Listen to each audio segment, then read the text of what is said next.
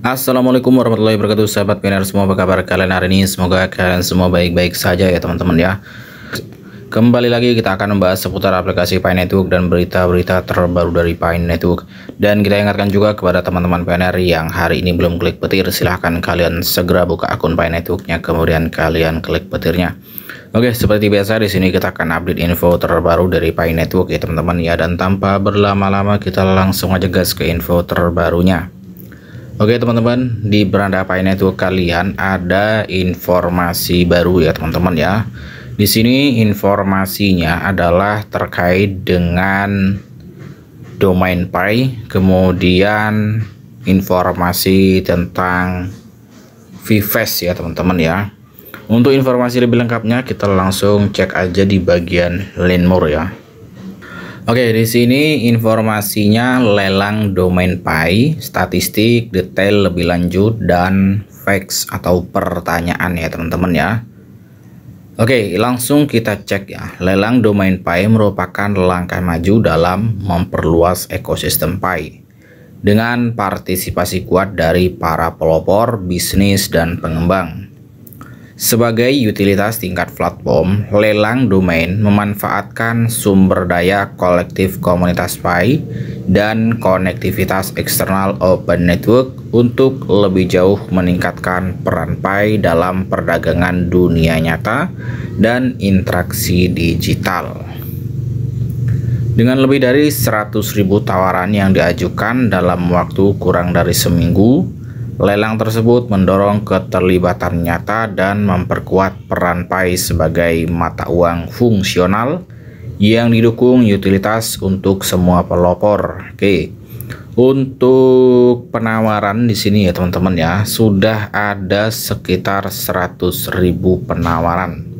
Yang artinya 100.000 pioner di sini berpartisipasi di lelang domain Pi ya teman-teman ya. Permintaan untuk domain Pi menyoroti ekosistem aplikasi, bisnis, dan layanan daring yang didukung Pi yang terus berkembang. Semuanya memanfaatkan kepemilikan domain berbasis blockchain untuk pencitraan merek, aksesibilitas, dan perdagangan. Kemudian untuk statistik di sini ya teman-teman ya, ada keterangannya. Berikut ini beberapa statistik kunci sejauh ini ketika pioner di mainnet yang dapat mengajukan tawaran. Yang pertama di sini lebih dari 200.000 tawaran diajukan. Kemudian lebih dari 40.000 penawar unik dan lebih dari 95.000 domain dengan tawaran aktif. Lebih dari 2,9 juta Pi dalam tawaran aktif di lelang dan penawaran tertinggi saat ini 30.000. Oke. Jadi selama lelang domain Pi ini ada sekitar 2,9 juta Pi yang beredar ya teman-teman ya. Karena masing-masing pioner ini kan berbeda-beda ya teman-teman ya cara menawarnya. Ada yang menawar dengan harga rendah dan ada yang menawar dengan harga tinggi. Nah, di sini untuk penawaran tertinggi di sini sekitar 30.000 Pi.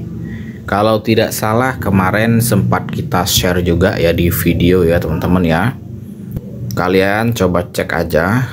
Kalau tidak salah itu yang ada Amazonnya ya.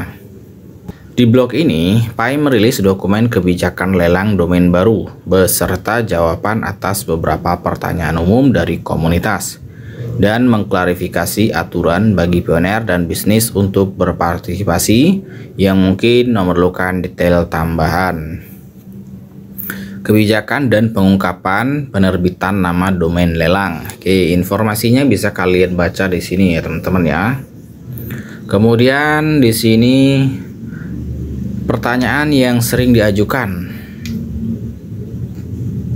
Yang pertama di sini penggunaan umum dan fungsionalitas.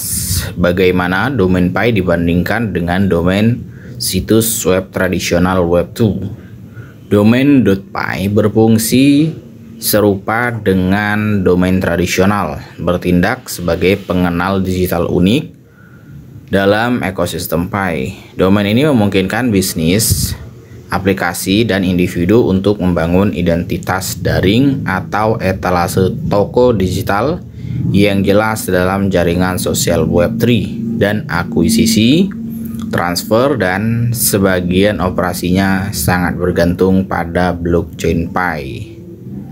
Kemudian, apakah domain Pi akan berfungsi di luar Pi browser? Ekstensi .py dari domain Pi akan berfungsi di dalam Pi browser, dan dompet serta browser lain dapat terintegrasi dengan fitur ini seiring waktu, mirip dengan cara kerja domain kripto lainnya.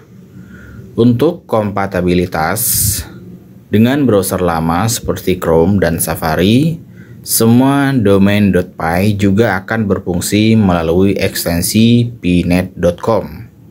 Jadi, jika domain Anda adalah jo.py di Pi browser atau layanan pihak ketiga yang kompatibel, orang juga dapat menemukan Anda sebagai jo.pnet.com melalui browser apapun.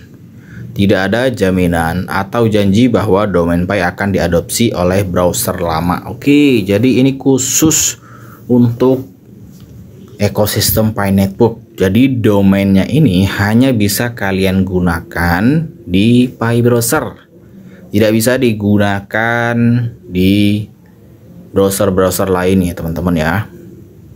Seandainya pun bisa, ini hanya di Chrome, dan itu pun identitas kalian akan terlihat ya teman-teman ya. Contoh seperti tadi di sini, jika nama kalian Jo, nah nanti di sini akan muncul jo.pnet.com. Kemudian, bisakah saya menawar nama pengguna saya sebagai domain? Ya, jika tersedia. Kemana hasil penjualan domain tersebut? Semua Pi yang diterima dari penjualan domain Pi akan digunakan untuk mendukung ekosistem Pi, termasuk program dan acara pengembang. Oke, intinya saya juga kurang paham ya teman-teman ya, apa tujuan dari project domain.py ini ya teman-teman ya.